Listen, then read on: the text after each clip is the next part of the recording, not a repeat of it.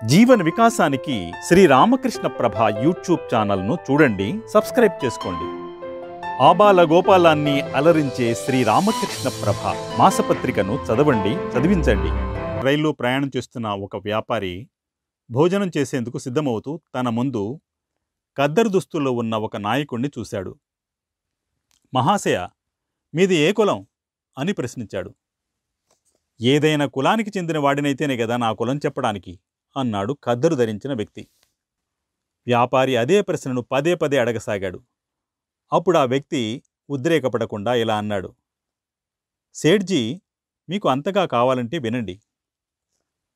ఉదయం ఇల్లు దొడ్డి శుభ్రం చేసుకునేటప్పుడు నేను పాకివాణ్ణి, చెప్పులు శుభ్రం చేసుకునేటప్పుడు చర్మకారుణ్ణి, బట్టలు ఉతుక్కునేటప్పుడు చాకలిని, డబ్బు లెక్క చూసుకునేటప్పుడు కొమటిని, కాలేజీలో పాఠం చెప్పేటప్పుడు బ్రాహ్మణుడిని, అన్యాయాన్ని ఎదిరించేటప్పుడు క్షత్రియుణ్ణి.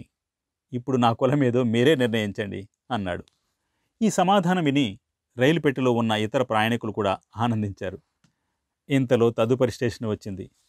ఆ నాయకుడికి స్వాగతం పలికేందుకు అధిక సంఖ్యలో వచ్చిన ప్రజలు ఆయనకు పూలమాలలు వేసి పాదాభివందనాలు చేయసాగారు. సేఠ్జీ ఆశ్చర్యపోయాడు. ఆ నాయకుడు ఎవరో కాదు, ఆచార్య జెబి కృపలాని అని తెలుసుకుని చాలా సిగ్గుపడ్డాడు. తనను క్షమించమని చేతులు జోడించి వేడుకున్నాడు.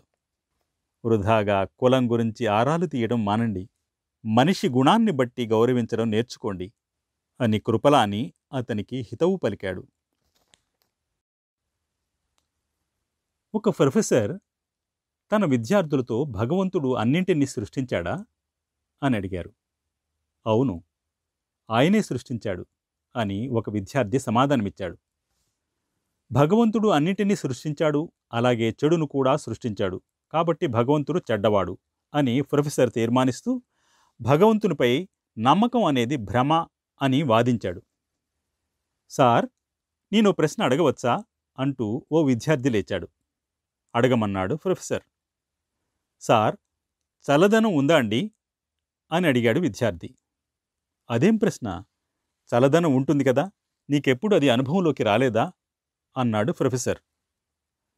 అప్పుడు ఆ విద్యార్థి, భౌతిక శాస్త్రం ప్రకారం చల్లదనం అనేది ప్రత్యేకంగా లేదు కదా సార్, ఉష్ణోగ్రత లేకపోవడాన్నే చల్లదనమని అనుకుంటున్నాం.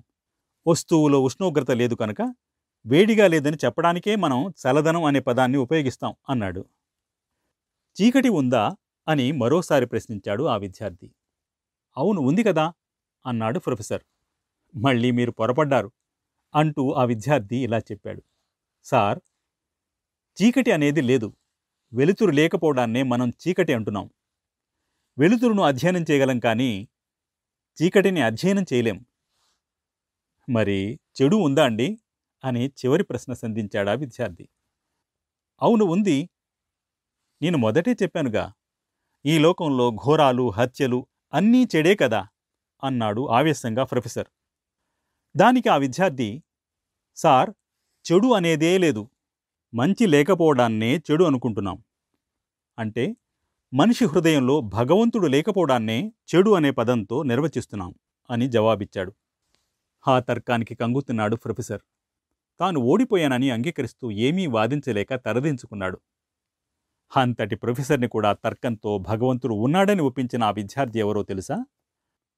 ప్రపంచ ప్రఖ్యాత శాస్త్రవేత్త ఆల్బర్ట్ ఐన్స్టీన్.